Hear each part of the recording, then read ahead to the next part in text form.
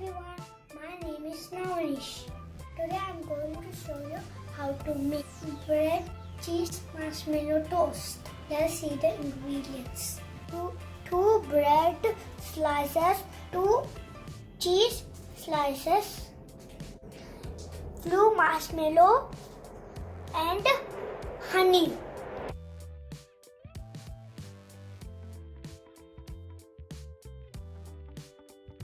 The cheese slices top of the bread and put the marshmallows.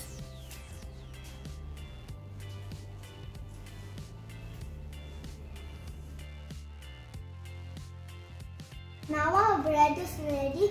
We need to toast it for 3 minutes. Now let's keep it in the toaster and close it.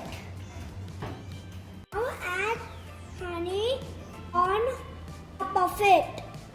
Akka, you want to taste it? Yes. Thank you.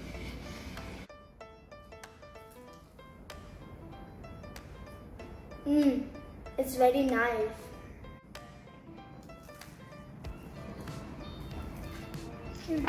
Nice. Cooking is fun. Serving is joy. Eating is pleasure. Thank you for watching my video. Bye.